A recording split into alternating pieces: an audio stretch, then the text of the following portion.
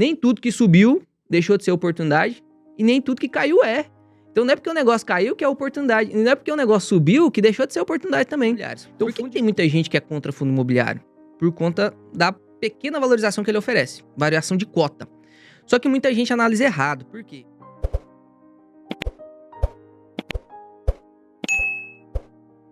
Olhando o cenário atual, então, Leonardo, Bolsa de Valores está barata.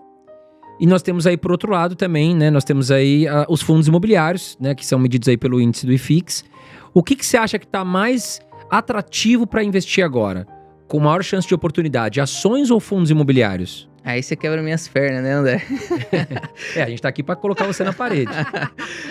Olha, na minha opinião, tem oportunidade nos dois cenários, tá? Mas, olha, vamos analisar o cenário de fundos imobiliários aqui agora. Fundo imobiliário é tão... Eu gosto tanto de fundo imobiliário porque o Ray Dalio ele tem uma frase brilhante, que é: cria uma ação, cria uma carteira com tipos de ativos que fazem correlação negativa entre eles. Porque aí você vai ficar muito protegido. Enquanto um tá subindo, o outro cai, mas você fica na média. Então, crie uma carteira que tem correlação negativa. Por que a gente investe no exterior? Não é só porque o dólar vai mais do que o real, para correlação negativa. Enquanto a bolsa tá caindo, o dólar sobe, né? O SP500 sobe. Por que o fundo imobiliário é brilhante? Porque o fundo imobiliário ele é dividido em fundos de papel e fundos de tijolos. E eles têm correlação negativa entre eles. Então, quando a taxa Selic sobe, os fundos de tijolos despencam por causa da alavancagem, dívida, fica muito mais difícil você comprar um imóvel, né? Os imóveis ficam mais baratos, mas o fundo imobiliário ele não tem capital. Então ele tem que fazer alavancagem, então a alavancagem é cara, não vai fazer. E enquanto isso, os fundos de papel estão pagando pra caramba. Então os fundos de papel tá lá no alto, fundo de tijolo aqui embaixo. O cenário que a gente tá agora é um cenário que tava 13,75 de taxa Selic, e essa taxa Selic tava com previsão de queda. Só pela previsão de queda, uns 2 meses antes dela cair, os fundos imobiliários de tijolos supervalorizaram. E aí começou a cair, confirmou, porque o mercado não gosta de dúvida, né? Então tava com a previsão, tenta se antecipar. Quando confirma, o negócio caminha um pouquinho mais, né? E aí começou a caminhar ainda mais a valorização dos fundos de tijolos e a taxa Selic caindo. A gente entrou num platô agora que ficou a dúvida de novo. O que vai acontecer com essa Selic? Né? A Selic, teoricamente, era para cair mais rápido. Não tá caindo mais tão rápido assim. Era para ser corte de 50, tá caindo 0,25, previsão de 0,25. Vamos ver o que vai acontecer. Era para finalizar o ano com 9, não sabe se vai mais, enfim. Então, os fundos de tijolos deram uma estabilizada. Só que taxa Selic de 10,25, 10,50, como tá agora, ainda é muito alta, cara. Ainda é muito alta. Então, tem muito espaço para ganho de fundo de tijolo ainda. E neste momento, os fundos de papéis ainda estão pagando muito, porque a taxa Selic é alta ainda, né? Então, você olha para o fundo de papel, ele não desvalorizou tanto e está pagando muito. Você olha para o fundo de tijolo, ele já teve uma valorização e o que parece que não é mais oportunidade. E aí, afasta o público. Aí eu tenho uma frase assim que eu digo, inclusive eu tenho que imprimir esse negócio, colar na parede, assim, para lembrar disso tudo. Sempre, todo dia. Nem tudo que subiu deixou de ser oportunidade e nem tudo que caiu é. Então não é porque o negócio caiu que é oportunidade. Não é porque o negócio subiu que deixou de ser oportunidade também. Então o fundo de tijolo, na minha opinião, ainda tem muito espaço para valorização. Quando começar a cair mais a taxa Selic, fundo de tijolo vai ter mais espaço de valorização. A gente hoje ainda consegue ver fundo de tijolo grandão, de ancoragem, como eu costumo dizer. Tem muita liquidez, patrimônio bilionário, né? Tem, inúmeros imóveis, inúmeros galpões, inúmeros inquilinos, diversificação muito boa, com um PVP abaixo de 1. Isso é loucura, cara. Então, assim, vai chegar um momento em que os fundos de tijolo, quando a taxa começar a cair, e é interesse governamental que isso caia, né, para estimular um pouco a economia, vai ter pagamento de dividendos maiores e essa valorização vai acontecer. E quem deixar para entrar depois vai se lascar, né? Vai ter que comprar mais caro, vai ter que pagar mais caro. Exatamente. Quais fundos, por exemplo, que você acha que hoje 3 fundos imobiliários você vê como bom e que ainda tá barato? Boa. Ó, quando eu falo de uma carteira de fundos imobiliários, eu tento trazer para os alunos o objetivo dos fundos imobiliários. Por que tem muita gente que é contra fundo imobiliário? Por conta da pequena valorização que ele oferece, variação de cota. Só que muita gente analisa errado. Por quê?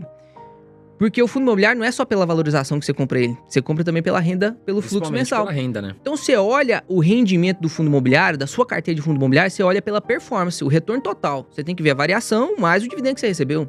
E aí tem muita gente que compara a variação dos fundos imobiliários com a variação das ações. Aí não tem como comparar mesmo. Exato, a ação, ela é feita para valorizar mesmo. Então, primeiro, vamos alinhar expectativas. Para que serve o fundo imobiliário na carteira? Por que eu deixo 25% do meu patrimônio em fundo imobiliário? Primeiro ponto, fluxo de caixa mensal. Eu gosto de um fluxo de caixa mensal para diluir meu risco, para me prover uma renda que eu consiga investir ainda mais quando tem oportunidade e para poder me dar constância de aporte. Esse mês eu não... A gente tá falando com pessoas aí, por exemplo, que podem ser que eles investam R$50, R$100. Se ele faz isso durante 8 anos, ele já vai ter um fluxo de R$50, R$100. Então ele já consegue não mais tirar dinheiro do bolso. Então uma forma de você alavancar seu capital. Beleza. Então o costume de tudo isso que eu falei foi para falar essa frase agora. Quando eu olho para fundos imobiliários, eu olho para fundos imobiliários que tem um potencial de manter constante um yield. E eu quero um yield acima do IFIX. Porque o IFIX é a média. Então, você que tá assistindo aqui, o pessoal dos Irmãos Dias aqui, você que assiste o canal da Carol, você que assiste o canal do André, você tem que ser acima da média. Não faz sentido você ser a média. Então, você tem que pegar o conhecimento dos caras e usar isso, refinar isso dentro de você, para transformar em conhecimento e bater a média. Qual que é a média de yield mensal do IFIX? 0,7, 0,72, agora que os fundos imobiliários de papel estão pagando muito. Então, você tem que bater isso, tá? Preocupo com a valorização, Léo? Nem tanto. Lógico que eu quero os descontadinhos, né? Pra ganhar mais dinheirinho ainda. Por isso que chama método 2 em 1, é o método de investimento em fundo imobiliário. Então, eu vou olhar para fundos que, se você me der só 3 opções, eu vou pegar um fundo para aumentar o meu yield e 2 para me prover segurança, constância e valorização a longo prazo. Então, eu ficaria aqui com uns 33%, um fundo, né? 33% de papel e 2 fundos de tijolo. Fundo de papel. Muita gente gosta do MXRF11. Eu não iria no MXRF11 agora, porque tá caro. Então, eu colocaria o KNCR, que é um fundo da Quineia. Tem uma taxa de ancoragem, então você vai ver lá, não é nada de empréstimo assim, o CRI de IPCA mais 10, loucura, não. É um fundo realmente high grade, então é um fundo que empresta para bons devedores, com a taxa não tão alta, e você tem a segurança e constância de aporte. Você vai ver o patrimônio do fundo crescendo constantemente, devagarzinho, sem pressa, mas constantemente. Então esse seria o primeiro fundo aí. E você comparando ele com o fundo imobiliário mais famoso aí, de papel, MXRF11, o MXRF11, a última vez que eu olhei, tava 1.06, 1.07 PVP. E o KNCR tá 1.01. Então, tá pagando o preço justo, melhor. Você pode ter uma valorização, né? E tá pagando 12% de dividendo yield, que é o papel dos fundos imobiliários. Tem que pagar muito mesmo. E aí, os fundos de tijolos eu colocaria... Por que eu gosto mais de fundo de tijolo? É mais seguro, né? Lembra que o fundo de papel é dívida. Sim. Fundo de tijolo é imóvel, então é mais seguro. É mais seguro, não tem... E o fundo, dívida valoriza?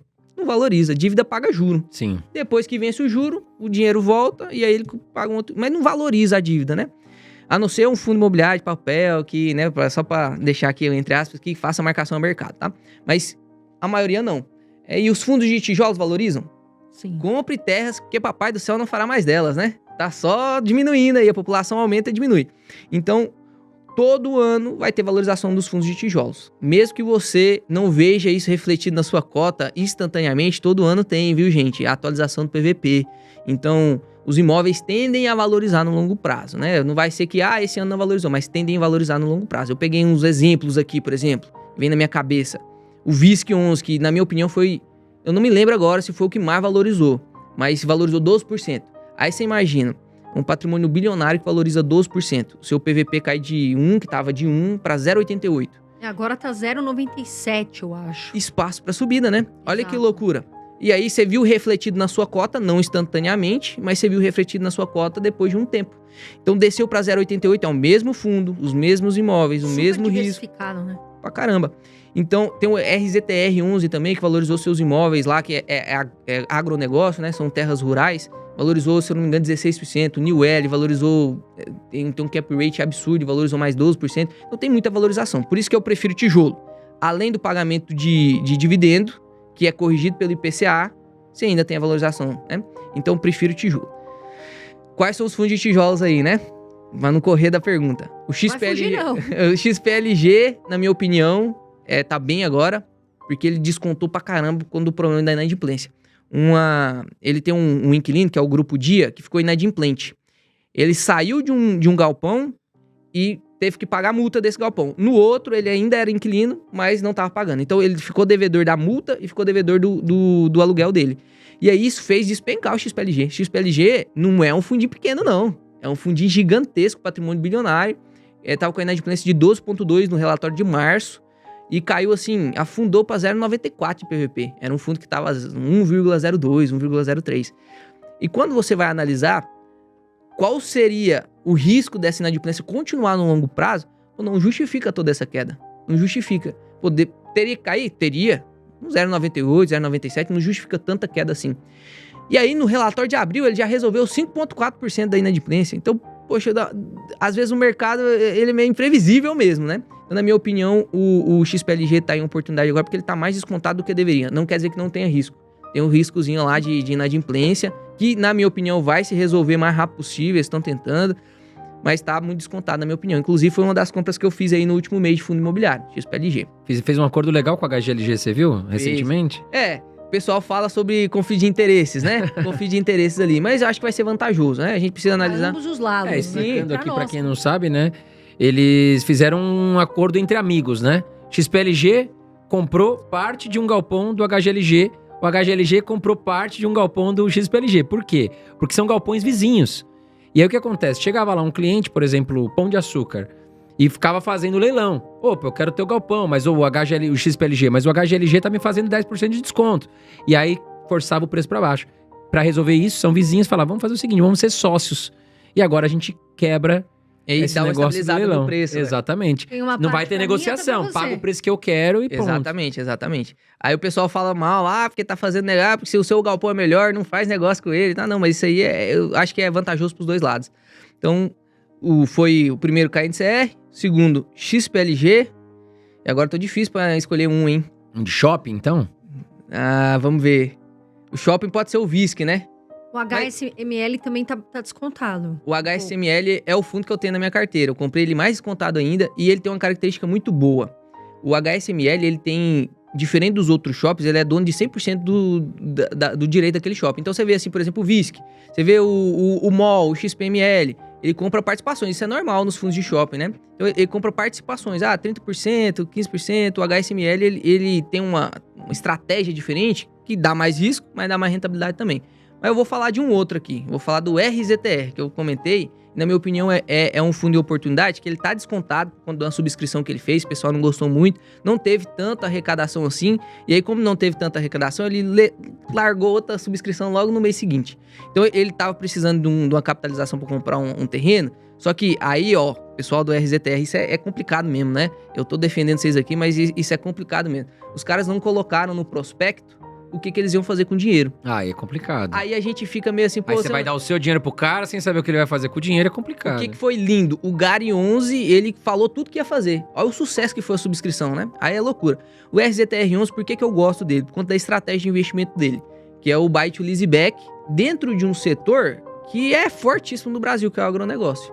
Então, na minha opinião, tem que tomar cuidado, tem que ficar lendo os relatórios do RZTR pra ver o que ele vai fazendo com o dinheiro dele. Ele fez uma compra muito boa agora, de uma terra muito grande ali, buy to lease back também. Pra quem não sabe, o que é essa estratégia do buy to lease back? Vamos supor que aqui, esse imóvel aqui, seja da Carol ou do André. E aí eles querem, sei lá, é porque aqui a câmera já é muito boa, né? Mas vamos supor que eles querem colocar mais câmeras ainda. Eu preciso me capitalizar. Aí vem uma empresa, compra aqui esse local, da Carol e do André, aluga para eles mesmos e faz um contrato de revender depois. Então, imagina a segurança que o fundo imobiliário tem nisso. Ainda mais porque ele coloca contratos atípicos. Então, é tudo lastreado em dívida para vencimento do contrato, né? Então, você ganha já uma valorização teoricamente previsível, porque você vai vender mais caro do que você comprou para o mesmo dono, e tem um arrendamento ali que tá com... E os caras não vão querer sair. Por quê? Aqui já é o local do podcast. Vocês só estão querendo capitalizar, entendeu? Então não vão querer sair. Isso é muito legal quando os fundos de logística, os fundos de agronegócio fazem isso, né? Então o RZTR, na minha opinião, tá descontado. Ele foi penalizado, esse desconto aconteceu por conta da subscrição. Então ele tem ali uns 20% em caixa, que ele ainda não alocou. Então ainda tá... O pessoal penalizou para poder ajustar o dividendo yield. O dividendo yield tá legal, para quem tá entrando agora tá legal. E se ele alocar bem esse patrimônio aí, a diluição vai ser bem menor do que a rentabilidade que eles vão conseguir. Então pode ser uma oportunidade aí no curto, médio prazo.